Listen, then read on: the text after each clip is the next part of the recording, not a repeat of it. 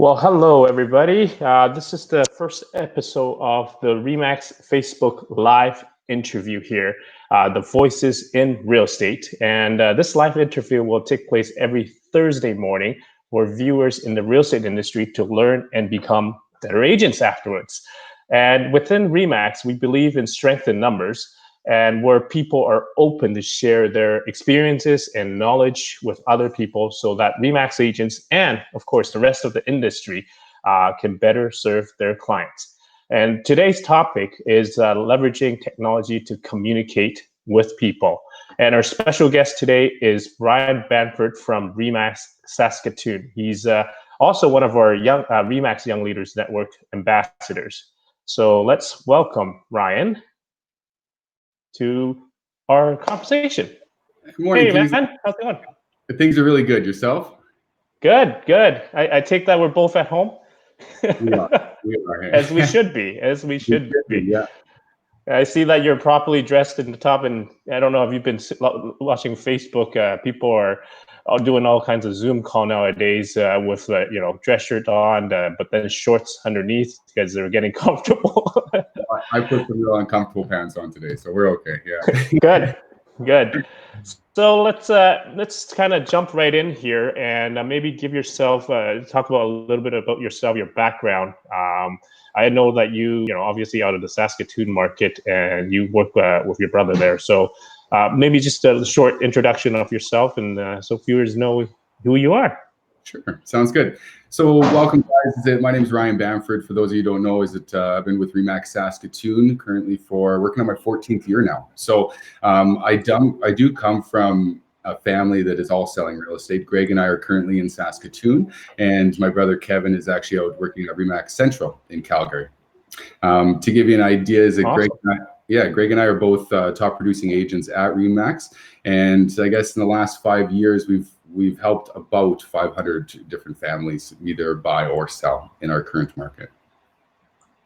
Wow, that's quite a bit. Really awesome.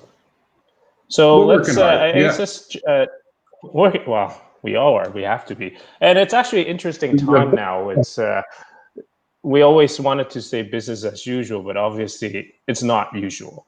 And even myself here working at home, I find it a little bit difficult. And in fact, we were just talking a little before we went live here. My 4-year-old is hovering around the door here. So if I turn into just the same like the guy in BBC, the kid coming in, don't be surprised we have a cameo of my daughter here.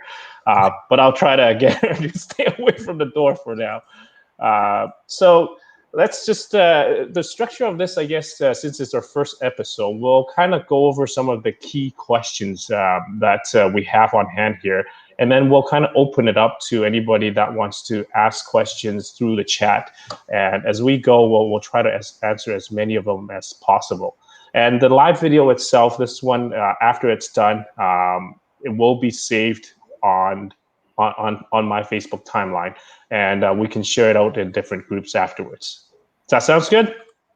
Sounds perfect. Awesome. So just kind of give me a sense of, I guess, your current market. What does it feel like right now? Obviously, it's not the same, but what is it like right now for your market over there? Well, you took the words out of my mouth, Kingsley. It is not business as usual, but at the same time, even though our economy is changing rapidly, we're pivoting hourly. To be able to keep public safety in mind at first and foremost, right? We're changing our website, updating things like that, social media platforms that we have, and we're also changing systems and platforms just to be able to protect our clients in this vulnerable time, right? Obviously with public safety is that we've also had quite a few layoffs in Saskatoon, and I'm sure that you're seeing this across the board, across Western Canada as well. So that will eventually trickle down and to affect our economy. But at the same time is that we are seeing still lots of people that are still looking to buy properties, especially if they've sold recently. They would be homeless at the end of the day. So in Saskatchewan right now is that we are down to essential services. Okay, so it is a nice thing real estate agents are still an essential service to help these people find homes, but we're also having a little bit of friction with not everybody wanting to have their house shown, right? So we're in an unprecedented, uncharted market at this point, and we're just trying to get through day by day with as much humility and integrity as we can. Yeah, and actually, your situation is very similar to situations across Western Canada here for BC and Alberta and also Manitoba. The little different, I guess, is that in BC and parts of Manitoba, even up until probably last week, the markets, the deals are still coming in, transactions are still coming in, and things like that until the open house part of it really kind of, until this real estate board started to announce that open house should be, should be avoided, right? It shouldn't be happening because of the liabilities and all that stuff. I think that's a no-brainer. Is that we were pretty lucky. Is that Saskatchewan was pretty quick to close down the schools, different things like that, to make sure that we're not spreading the virus even more. And we have a social responsibility at the end of the day as realtors to be able to help protecting and put in different, I guess, stipulations of how we're pre-qualifying buyers on educating our sellers. Like, I even have a client right now that has a heart issue, right? So is that we were talking about, who can come into the property, who can't, right? So is it going through all those checklists that have came from either the Sask Health Authority, Health Canada, or also our local boards are extremely important right now. We have that obligation to our people. Exactly. So the term nowadays is social distance, and obviously we can't really meet our clients now, and unless you really want to yell at your clients, across the street and telling them about the things about the house and things like that. But no, that's not a good practice either. So just curiosity, how are you communicating with your clients then if you can't really see them? Well, it's completely changed. I actually miss meeting my clients face to face. I find I get so much more out of a meeting when I can sit down in a room with them. At the same time is that, we have our kind of old fashioned phone calls that we're still doing. The other things that we've really kind of put into place is more, different things like FaceTime, Skype, Zoom meetings, Google Hangouts as well too. Like, these are all, other than Zoom, is that most of them are free as well too. So it does give us a way so we can actually be in front of our clients. They can see our emotion, our faces, that kind of stuff. But at the same time is that also keep that social distancing, right? Things have really changed when it comes down to, and when it comes from showings, we have, no people will be in the property at the same time. People are leaving all their lights on, our doors open. We don't want to be touching anything. Is it even if we are going through the property, and if we touch something, we're going to have to Lysol down that, that doorknob or that light switch to make sure that we're not spreading or, being preventative, right? Right. And I know that some of the agents, sometimes you just have to do the showing itself, even though it's not recommended. But if it must be done, I know some of the practices that agents has is that both the seller and the potential buyer have to sign a consent form acknowledging the situation. I mean, it doesn't protect all the liabilities that could potentially, No. happen, but it gives people a mindset that there is that such potential, right? And I think if showings must be done, then have something that's making sure both sides of the equation understands the situation itself. I completely agree. Is that at the end of the day, is that we have to, I think it gives more buyers or sellers more security that we're asking those kind of questions as well too. Like, prime example, I just, had a phone call the other day with a nurse that was looking to buy a brand new property. And I kind of went through all the requirements that we're going to have prior to actually seeing a property and going through it that way. Right. So where their perspective was, is that they were just happy that we were taking these necessary precautions to ensure the safety of them, the public, and ourselves as well too. Yeah, exactly. So aside from doing showings, which is still also not recommended, but people still need to see the home itself. And what I see nowadays is that there's, like you mentioned, there's virtual tours and just having per person going in there. but then also the challenge now becomes if a realtor goes in there, there's still liabilities going in there and taking the photo, the video itself. Is there any way around it, or do we should we have clients kind of do it themselves in a way, or how is it? How can it be done? So you're saying about showings? Yeah, like just taking a look at the house Yeah. itself, right? So a lot of times what we're doing actually is that if somebody needs to be, so here's the thing, is that we're not seeing the houses. If it doesn't meet all the checklists, we're not even taking a look at that house right now, right? Right. We'll start with those houses, and if we don't find the proper house, we'll work our way backwards a little bit more than what we have in the past, right? Right. Now, at the same time, is that way we're doing showings is that no buyer or no seller would be in the property. I wouldn't even be in the property when the actual buyers are in there as well too. They would go through themselves, I would go through prior, and then we just discuss things either by FaceTime or when they get home, we can kind of go over different things. We have a social obligation that we need to be looking at all the different health concerns out there and trying to make I guess be problem solvers at the end of the day here. Exactly. It's not an easy thing to do, and especially when things are changing so rapidly. Right. And talk about problem solver.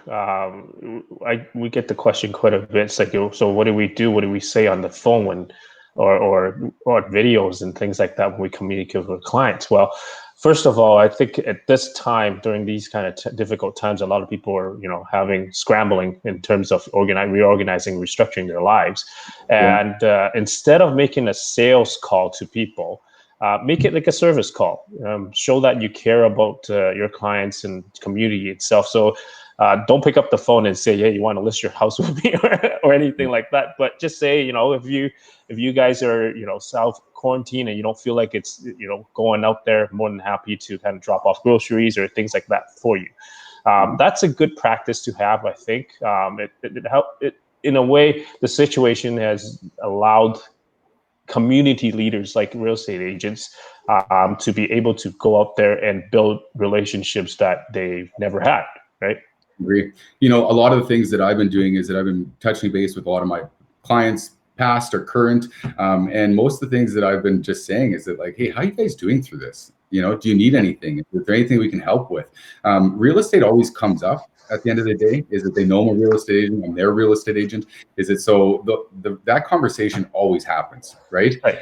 But at the same time, is it taking that approach and being more on the service side of things rather than the sales is going to be detrimental to our business. No one wants to have that phone call and say, "Hey, are you going to still list?" Even though everything is down at this point, right? So, yeah. Right. So obviously phone calls and video calls can still be made to the client. It's just a matter of what you say on there, right?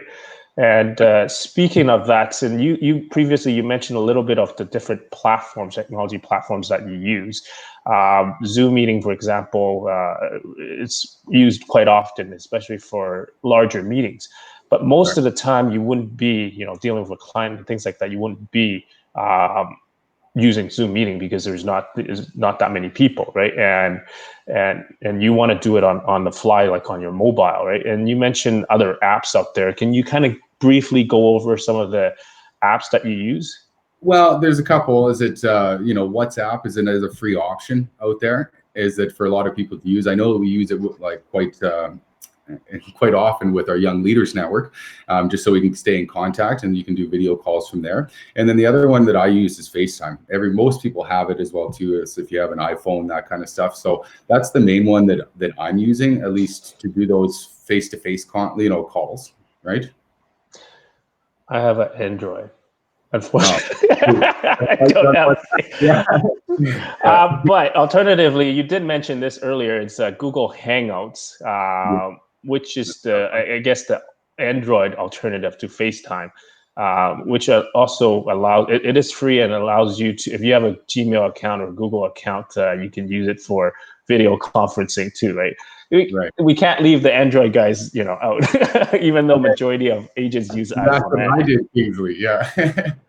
But I don't know if I think both FaceTime does too. You can have multiple people on there to add people into the conversation itself. So if you want to be talking to 3 people instead of just 2, you have that capability to do that. And you also mentioned WhatsApp. WhatsApp is also the platform that's more accessible for both Apple users or Android users, and even desktop. You can now do it on desktop too, and it's free. It's owned by Facebook, and it's a great app. Majority of people in the world, not just in Canada, uses WhatsApp itself. So it's a great way to communicate with.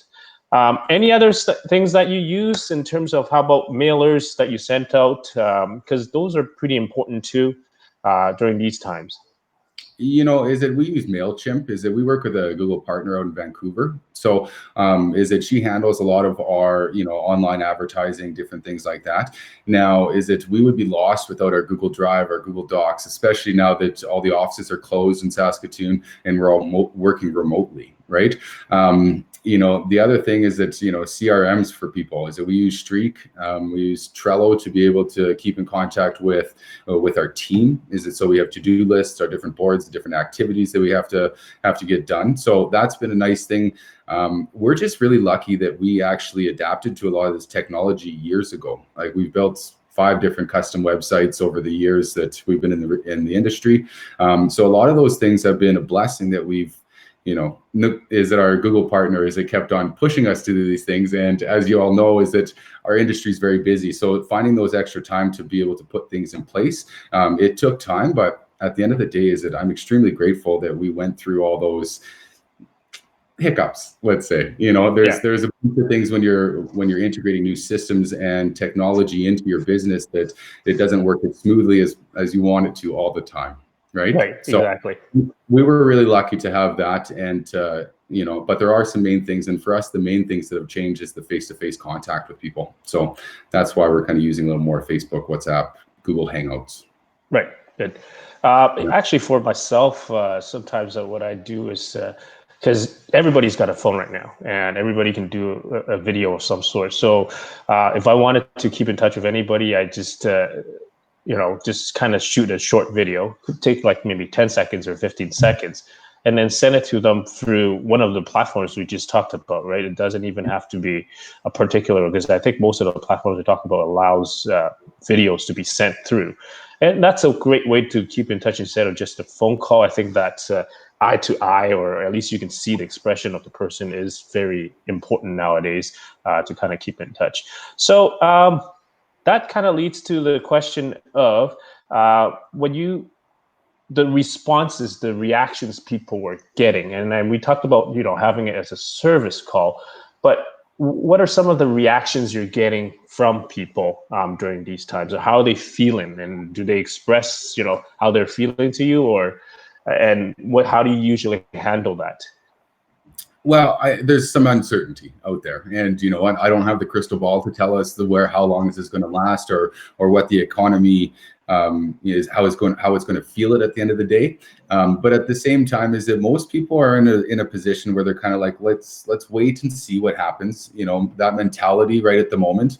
I think that I get a really good response from all the clients that I've touched base with, and just kind of taking that approach and saying, like, how are you guys doing? How are you guys feeling about this? Like, do you have any concerns for me or any questions? So overall, I've been able to get a very positive feedback from it.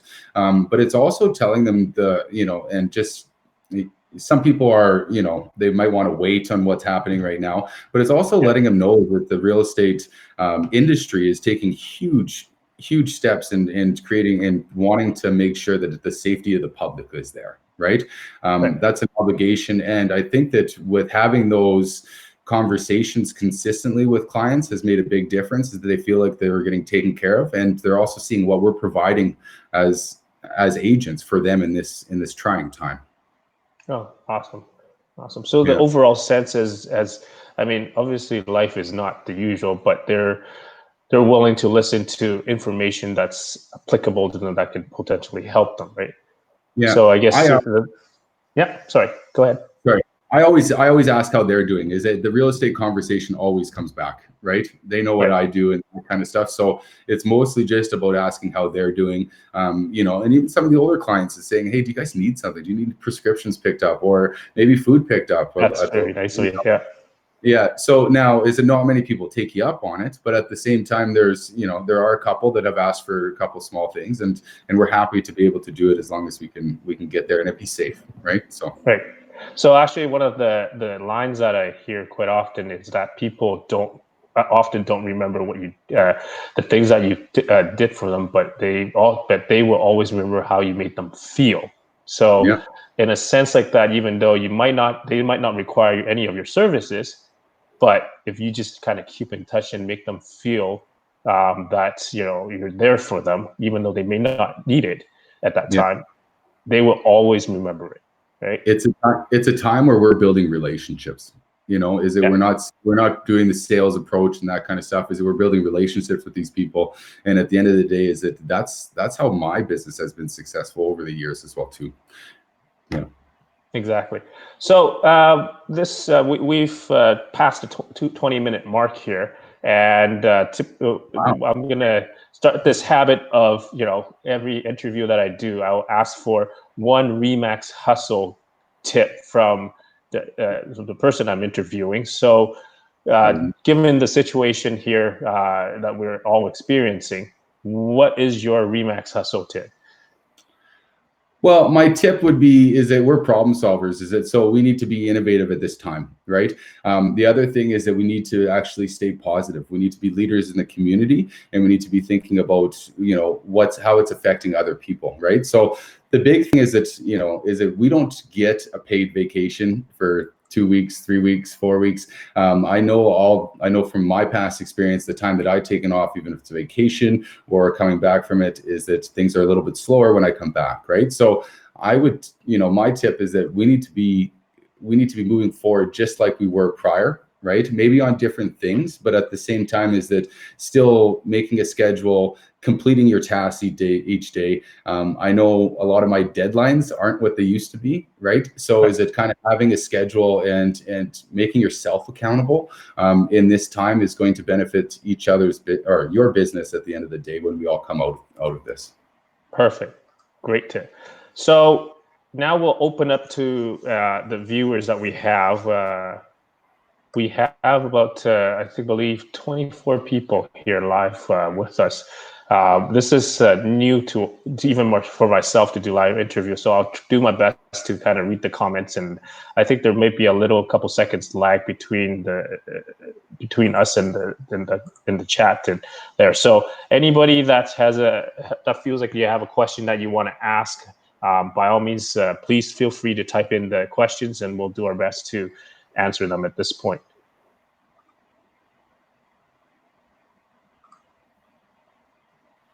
So here I get it. We get a lot of hey Ryan, hey Kingsley. Hey guys. So far it's more of greetings. Positive greetings and comments, and actually we get a lot of people helping us out in terms of applications and things like that. Well, the only question we have right now is why is Ryan Bamford so good looking? So I don't know how to answer that question, but I'll let you answer it yourself. Wow, that's a tough one. Yeah, I don't know, genes maybe. Yeah. My parents. Yeah. All right. Anyways, I think we'll leave the questions alone for now. But by all means, if anybody want to reach out to myself or Ryan, you've got I believe our Facebook accounts are on there.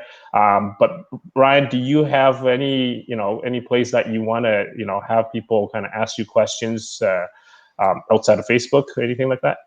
You could always send an email to ryan@saskatoonresidential.com. That's usually a good way to get a hold of me. Perfect. Yeah. Well, anyway, Oops, sorry, go ahead. One thing that I'd like to say though is that, Yeah. I know that, both locally and Western, is that I think that Remax and the community around Remax has been extremely positive. I've been seeing a lot of different things in our office, and then also with Western, even through the Young Leaders Network. It's just made me proud to be a part of the Remax community. So I guess more props to you guys about that, is that, especially in these trying times, I think that it is good for us to come together as agents. And it's great to see, like, truthfully, I was surprised by, all the support and feedback that other agents are having, if it's, either in our local office or across Western Canada. Yeah, and especially these times, it's best to kind of get everybody to get together, leverage everybody's knowledge, hold each other accountable, hold each other together, and get through it. Because at the end of the day, the more holding we do with each other, as a brand and as individuals, will become better once this is over and we go out and start working hard and getting our deals and everything like that onward. So. And thank you for participating, and thank you for sharing your knowledge with us. We always appreciate people that do that. And yeah, if anybody have questions, feel free to contact Ryan. He'll be more than happy to answer them. So that's it. And the recording itself should be on my Facebook timeline. And yeah, if you have any, like I said, we'll be more than happy to help with any kind of questions. And our next episode would be next week, next Thursday, with another guest. So stay tuned. Bye for now. Thanks for your time, Kingsley.